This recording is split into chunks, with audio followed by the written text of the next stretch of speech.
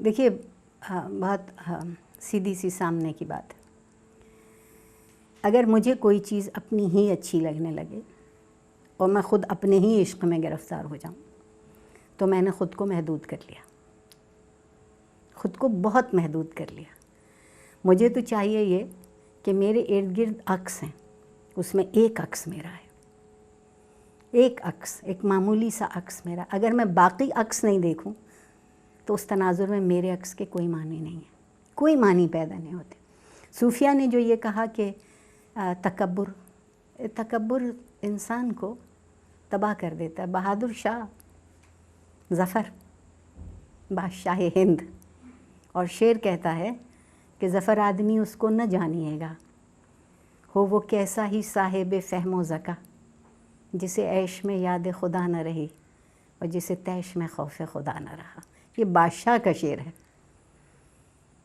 کسی صوفی کا، فقیر کا، مجذوب کا شعر نہیں ہے. تو سوچئے کہ اس کو یہ راستہ معلوم تھا کہ تکبر عیش اور تیش دونوں کی طرف لے جاتا ہے، اور کبریائی جو ہے وہ اسی کو جچتی ہے جو نہ گھٹتا ہے نہ بڑھتا ہے، استقلال سے قائم ہے، اور وہ رب ذوالجلال ہے.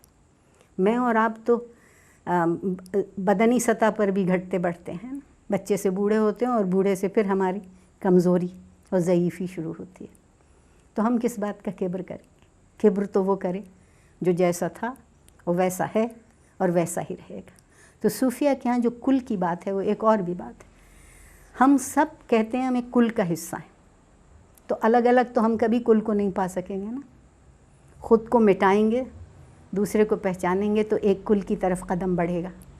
آپ اس کو آپ کی آج کی جو معاشرتی علوم ہیں ان میں اس کو ایک معاشرتی وحدت کی طرف جانا کہتے ہیں. معاشرتی وحدت جب ہی پیدا ہوتی ہے جب آپ ہم خیال ہونے کی کوشش کریں، اور ہم خیال آپ اس وقت ہو سکتے ہیں جب آپ دوسرے کا احساس پیدا کریں. اگر ہم صرف اپنے ہی میں گم رہیں تو ہم دوسروں کو راستہ کیسے دکھائیں گے؟ اس لیے تکبر تو انسان کو مٹا دیتا ہے، اور سب سے برا تکبر یہ ہے وہ عبادت کا ہے. سب سے برا تکبر عبادت کا ہے، جب یہ خیال ہونے لگے کہ مجھ سے زیادہ نیک و پرہیزگار کوئی نہیں. انسان وہیں مٹ گیا، خاک ہو گیا، مٹی ہو گیا. جو کوئی موتی تھا بھی اس کے پاس، اس کو بھی پامال کیا. موتی رولنے کے لیے خاک چھاننا پڑتی ہے، خاک میں ملنا پڑتا ہے. اور جو کوئی پہلے ہی خود کو موتی سمجھ لے اسے موتی کہاں سے ملیں گے؟